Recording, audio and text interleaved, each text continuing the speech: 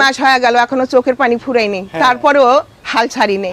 যদি কষ্ট করতো তো 14 লাখের আবার ডবল 14 লাগাইতো। এক একটা মানুষের গল্প শুনলে আপনাদের চোখ দিয়ে পানি ঝরবেই।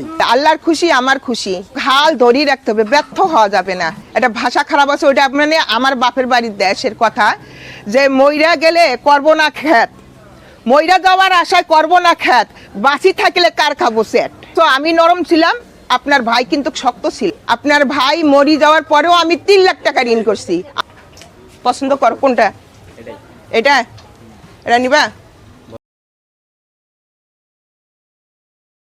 পড়ি আছে খালি জায়গা, ওই মাহাদানটার জায়গাটা কিন্তু কোনটাকে ভাড়া করে নেওয়া যায়, নিয়া 5 লাখ 6 লাখ 7 লাখ টাকা দিয়া যদি আমি যদি কয়েকটা বাছুর কিনা যদি পালি, দেখা যাইতেছে বছরে আউগাই আইতেছে। ওই 14 লাখ টাকা যে টাকা দিয়ে বিদেশ গেছে, ওই টাকা একটা বছর যদি এই বাংলাদেশে থাইকা যদি কষ্ট করতো তো 14 লাখের আবার ডবল 14 লাগাইতো, 28 লাখ হইতো। হ্যাঁ, ডবল 14 লাখ হইতো না, 14 লাখ নাই হইতো যদি না না আরো বেশি হইতো। 2 লাখ টাকা নাই গরু খাইতো না, 3 লাখ টাকাই খাইতো, তাহলে 3 লাখ টাকা খাইলে তাহলে কত লাখ টাকা থাকতেছে? হ্যাঁ, তো ওই বিদেশ যারা মাথার ভিতরে বুদ্ধি নাই, হিসাবটা কইলেন ভাবি নাকি? হ্যাঁ, মাথার ভিতরে যাদের বুদ্ধি নাই তারাই কিন্তু যায় বাইরে। বন্ধুরা বউ বাচ্চা ফেলাই থুয়া চলে আসছে কিন্তু আপনাদের অনেক রিকোয়েস্টে, যে আমাদের টিপু ভাইয়ের আমাদের যে ভাবি, ওনার ভিডিও আপনারা বলছেন যে ভাই গাবতলী হাটে গেলেই ভাবির ভিডিও দিবেন। তো আমরা কিন্তু চলে আসছি টিপু ভাইয়ের ডগায়। তো ভাবি কিন্তু শুরুতেই দেখতে পেলেন যে আমার আরেক চাচির সাথে কিন্তু একটু মোটামুটি কথা বলতেছিল একটা বিষয় নিয়ে, এবং আমি আসছি পরেও বলতেছিল যে ভাই আজকে আমি ভিডিওর মাঝে এমন কিছু কথা বলবো যে কথাগুলা হয়তো বা দেশের বা সমাজের জন্য একটু হইলেও উপকার হবে। তো আমি বললাম যে ভাবি কি ব্যাপারটা, তো ভিডিও আমি শুরু করে দিই, আপনি কথাগুলো বলেন। তো যার কারণে কিন্তু শুরু করে দিলাম বন্ধুরা ভিডিও। আমরা ভাবির কাছে যাব। আসসালামু আলাইকুম ভাবি। ওয়ালাইকুম সালাম। কেমন আছেন ভাবি? আলহামদুলিল্লাহ, আল্লাহ রাখছে ভালো। শরীর স্বাস্থ্য ভালো? হ্যাঁ, একটু কমছে, মানে শরীরটা নরম পড়ে গেছে। ভালো আছেন আপনি? যাক, এই যে সব প্রত্যেকটা কিন্তু আমাদের মা চাচিরা এখানে দেখেন পরিশ্রম করতেছে, সবাই খুব দুঃখী, প্রত্যেকটা মানুষ কিন্তু খুব দুঃখী, এবং তারা পরিশ্রম করে কিন্তু তাদের জীবনযাপন করতেছে। প্রত্যেকটা মানুষের ইতিহাস যদি আমি তুলে ধরি, এক একটা মানুষের গল্প শুনলে আপনাদের চোখ দিয়ে পানি ঝরবেই।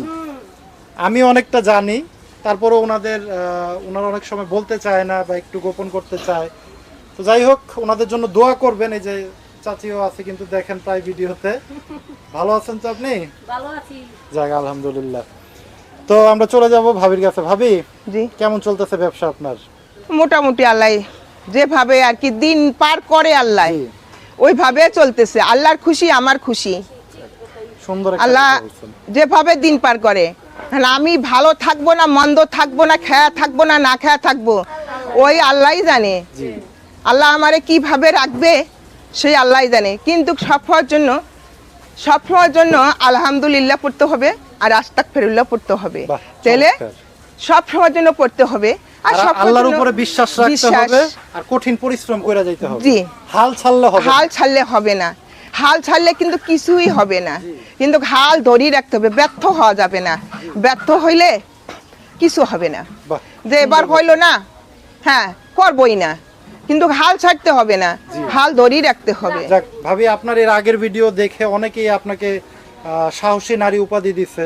জি, যে টিপু ভাই যাওয়ার পরে আপনি যে এত সাহস করে ব্যবসাটা যে ধরছেন, এটা কিন্তু অনেক বিশাল একটা ব্যাপার। এটা আসলে অনেক ছেলে মানুষও এই কাজটা পারে না, জি, ভেঙে পড়ে। কিন্তু আপনি একজন মহিলা মানুষ হয়ে আপনি আবার শুরু করছেন নতুন উদ্যমে।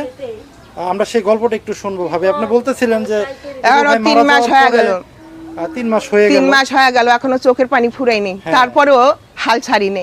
এই যে এক পাশে চোখের পানি, যে দুনিয়াতে একটা ভাষা খারাপ আছে, ওইটা মানে আমার বাপের বাড়ির দেশের কথা, যে মইরা গেলে করব না খেত, মইরা যাওয়ার আশায় করব না খেত, বাঁচি থাকলে কার খাবো সেট। হ্যাঁ, তাহলে মরণের আশায় আমি যদি ধরলাম, মরণের কথা গ্যারান্টি দিতে পারবো না, অথচ আমি নরম ছিলাম, আপনার ভাই কিন্তু শক্ত ছিল। হ্যাঁ, কিন্তু আমি রয়ে গেলাম, শক্তটাই চলে গেল। তাহলে আমি যদি মরণের আশায় যদি খেত না করি, হ্যাঁ, যদি আল্লাহ তাআলা যদি আমার না নিল, তাহলে আমি পরবর্তীবার কি খাবো? তাই এই কারণে মরণ আসে পাশের দিয়া মরণ, এই কাজের পাশের দিয়া আল্লাহ তাআলা বলছে কাজের ফাঁকে ফাঁকে একদম যে আমার জায়নামাজ বিছিয়া দিনটা 24 ঘন্টা যে আমাকে ডাকতে হবে তা না, জি, জি, তাও জি। চাই নেই, কিন্তু ওই কাজের ফাঁকে আমাকে ডাকো, তাহলে আমি তোমার উপরে রহমতকে দিব, আমার আল্লাহ দিব রহমত। বাহ, সুন্দর কথা। কিন্তু ভাবি বলতেছিলেন যে টিপু ভাই মারা যাওয়ার পরে আরো 3 লাখ টাকা নিছেন আপনি, জি রিস্ক নেই, হ্যাঁ। রিস্ক নিয়ে যে 3 জি। লাখ টাকা আপনি ঋণ নিছেন, জি এবং কিছু গরু আপনি সংগ্রহ হ্যাঁ করছেন। স্মরণ করছি, এগুলো এবং- দেখাবো আমি। হ্যাঁ, এবং জনগণের উদ্দেশ্যে 2-4টা কথা বলতে চাইছেন ছোট জি ভাইদের, যদি একটু হ্যাঁ, বলতেন ভাবি। এবং যারা এই যে বেকার আছে, এই যে বেকার যারা যুবক জি। লেখাপড়া শিখিয়াও জি কোনো চাকরি পায়নি, জি কোনো একটা চাকরি পাই নাই, বেকার এমন আছে, এবার বেকার নারী আছে, আমি বয়স হয়ে গেছে, জি অনেক নারীরা আছে বেকার, জি অনেক যুবকেরা আছে লেখাপড়া শিখিয়া বেকার, হ্যাঁ। একটা ভালো একটা চাকরি পাচ্ছে না, জি।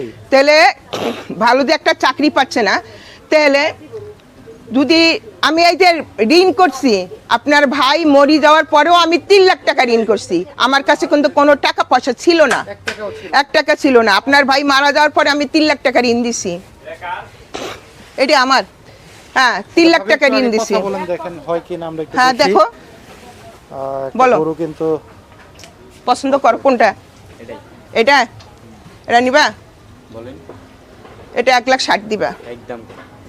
একদম, যাও তুমি 150 দাও, আর বলতে পারবো না, এর নিচে না, আমি একদমই গরু বিক্রি করি, আর একটু কমান।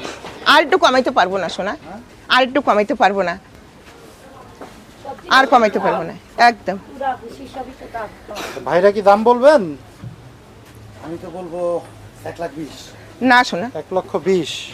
আচ্ছা, যাক। আচ্ছা ক্রেতা কাস্টমার বলতেই পারে। যদি আরো যদি কম কয় তাও আমার লক্ষ্মী, হ্যাঁ হ্যাঁ হ্যাঁ, এটা অবশ্যই হ্যাঁ। ক্রেতা বলবেই। হ্যাঁ বলবেই কাস্টমার। যাক, চমৎকার। হ্যাঁ। ভাবছিলাম যে বেকার যুবকদের নিয়ে হ্যাঁ বেকার যুবক যারা বাংলাদেশে আমাদের আছে, ওই 10,000 20,000 টাকা খরচা করিয়া, 10 লাখ হ্যাঁ 20 লাখ 10 লাখ 20 লাখ টাকা খরচা করিয়া যে বাইরে যায়, হ্যাঁ, ওই 10 লাখ 20 লাখ টাকা বাইরে না গেলেও আমাদের চলবে। কিসের জন্য? আমি এই যে ছোট ছোট এক সাইজের গরু যদি 30,000 35,000 40,000-এর ভিতরে যদি আমি গরু কিনি, জি। কিনে যদি আমার জায়গার ভিতরে আমার যদি রাখি, জি। হ্যাঁ কিংবা জায়গার ভিতরে রাখিলাম, কিংবা একটা ছাপড়া তুললাম, ঘর দুয়ার দিলাম, হ্যাঁ দিয়া যদি আমি নিজে পরিশ্রম দেই, আবার বাড়ির ভিতরে বাবা আছে, মা আছে, বউ আছে, বইন আছে, ওরাও যদি একটু চোখের দেখা দেখে যে জিনিসটা কিভাবে আছে, কিরকম হইলো, হ্যাঁ ওরাও যদি একটু চোখের দেখা দেখে, পাশে যদি ছেলেটার মেয়েটার যদি হেল্পটা করলো, হ্যাঁ ছেলেটা কিন্তু অনেক লাভবান হবে, হ্যাঁ, হ্যাঁ। অনেক লাভবান হবে। এই যে এইগুলা দেখাইতে চাই না আমি, এই যে ছোট গরুগুলা দেখাইতে চাই, এই যে আজকে ছোট গরুগুলো একটু দেখাতে চাই। হ্যাঁ এই ছোট গরুগুলা এক সাইজের ছোট গরুগুলা আমি কিনছি, এগুলা ছোট গরুগুলা আমি কিনছি এই যে 3 লাখ 3 লাখ টাকা টাকা কিন্তু ঋণ করিয়া, ঋণ করে এই গরুগুলো কিন্তু এই 3 লাখ টাকা আমি কিস্তির উপরে নিছি, তাও আচ্ছা, মানে রিস্কের উপরে একদম। রিক্সের উপরে। তারপরও আমি কইছি যে আমার মনে হয় টাইম শেষ হয়ে আইতেছে, ছোট ছেলে ফেলে নিয়ে আমি মানে বৈঠকে বইছিলাম ঘরের ভিতরে, আচ্ছা। যে বাবা আমি কিন্তু ঋণ করিয়া এই গরুগুলা কিনতেছি, হঠাৎ করে যদি আমি চলে যাই দুনিয়া ছাড়িয়া, কিন্তু বাবা আমি মাল ফেলে যাব, কিন্তু আমার মাল বিক্রি করিয়া আমার ঋণ তোমরা দিয়ে দিবা, বাহ। আর যেগুলা লাভ থাকে ওগুলা তোমরা রাইখা দিবা। রাইখা দিবা, ওগুলা দিয়ে তোমাদের মানুষ, বাহ।